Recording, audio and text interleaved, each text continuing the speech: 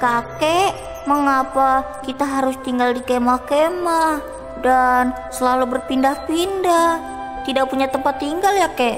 Iya, Tubal. Kita memang memiliki sebuah tempat tinggal. Hanya saja kita belum sampai pada tempat itu. Dan sekarang kita sedang berjalan menuju ke sana. Tempat itu sudah dekat. Bersabarlah. Mengapa banyak sekali yang ikut berjalan bersama, Kek? Mengapa banyak sekali orang dalam satu perjalanan? Kamu mengajukan banyak pertanyaan yang bagus. Nah, akan kakek ceritakan padamu bagaimana perjalanan ini dimulai. Pada suatu waktu Musa menggembalakan kawanan kambing domba milik Syuaib mertuanya, imam di Midian. Digiringnya sampai ke gunung Allah, yaitu Horeb. Lalu malaikat Allah menampakkan diri kepadanya dalam nyala api di tengah semak-semak. Tetapi semak-semak itu tidak terlalap api. Allah kemudian memanggil Musa. Katanya, Musa, Musa, jangan dekat-dekat. Tanggalkanlah kasut dari kakimu, karena tanah tempat engkau berdiri itu adalah tanah yang suci. Akulah Tuhan yang disembah oleh ayahmu, juga oleh Ibrahim, Ishak, dan Yakub. Telah kulihat sungguh-sungguh kesusahan umatku di tanah Mesir. Akan kubawa mereka ke suatu negeri yang baik dan luas, suatu negeri yang berlimpah susu dan madu.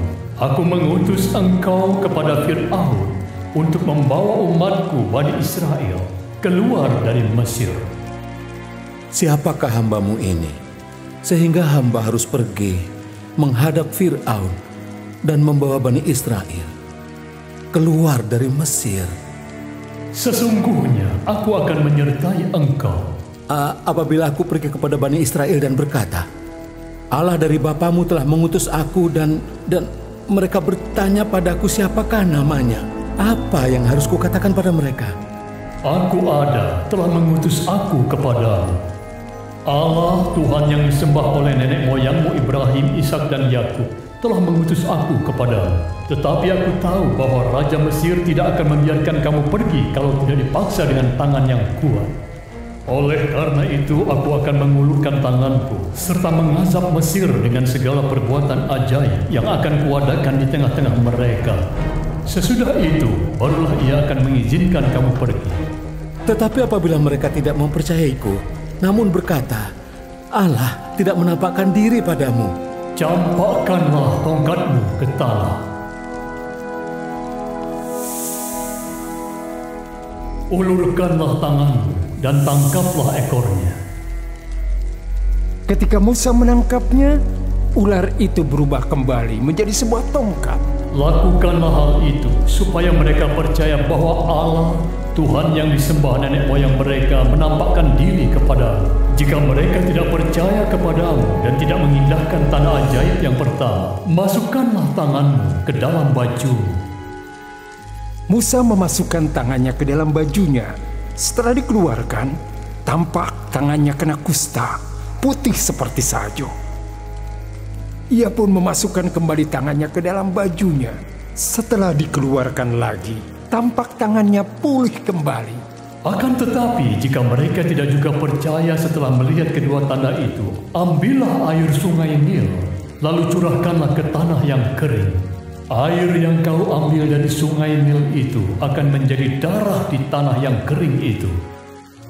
Musa berangkat menuju Mesir dan bertemu dengan Fir'aun. Tapi oleh karena kuasa Allah bekerja atas Musa, sehingga semua orang melihat keajaiban yang luar biasa terjadi, maka akhirnya Mesir membiarkan kami pergi.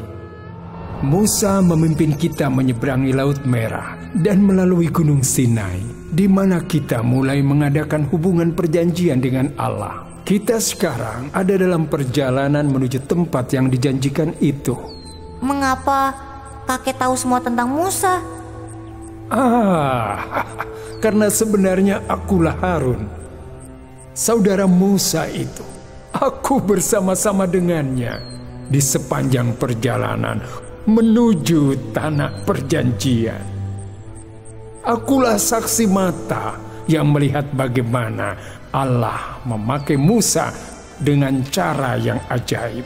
Allah itu luar biasa, Ia kuat dan mampu menyediakan segala hal bagi umatnya. Dia melindungi dan menyelamatkan mereka dari kuasa iblis.